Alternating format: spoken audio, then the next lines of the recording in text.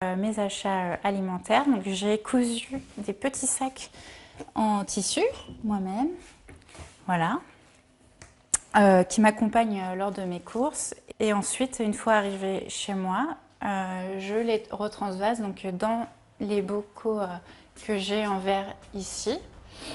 Pour Justine, c'est une façon de vivre, avoir le moins d'emballage et produire le moins de déchets possible.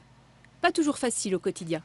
C'est pour cela qu'elle a décidé d'ouvrir une épicerie zéro emballage. Moi, ce que j'ai envie de proposer donc aux Orléanais, c'est qu'ils trouvent une épicerie où ils puissent acheter que du vrac, que ça soit dans l'alimentaire, avec une gamme complète d'allant de l'huile au vin, aux pâtes, au riz, en restant dans des produits simples aussi. On propose aussi donc des cosmétiques, des dentifrices en lingots par exemple, voilà. Bonjour Béa. Enchantée. Ça va, ben, Oui. de même. Bienvenue à Orléans. Merci de me recevoir. Ce jour-là, en gare d'Orléans, Justine Peton accueille Béa Johnson. C'est en lisant son livre « Zéro déchet » que Justine a eu le déclic et décidé de faire la chasse aux emballages. Béa Johnson est franco-américaine. Elle vit aux États-Unis depuis plus de 20 ans. En 2008, elle décide de changer de mode de vie et se fixe un objectif « zéro déchet ». Pour y arriver, elle bannit tous les emballages lorsqu'elle va au supermarché.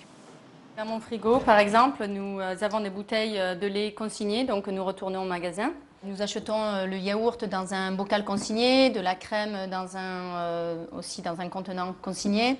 En tournée européenne, Béa Johnson est venue présenter son mode de vie lors d'une conférence et donner un coup de pouce à Justine. Si un consommateur achète du vrac, c'est une façon de voter pour le vrac, pour le futur de vrac, et surtout de supporter des projets comme cela. Ça permet de voir le vrac fleurir et d'éliminer ses déchets à la base. Justine Peton ouvrira son épicerie zéro emballage en 2016. Elle s'appellera Zéro l'épicerie.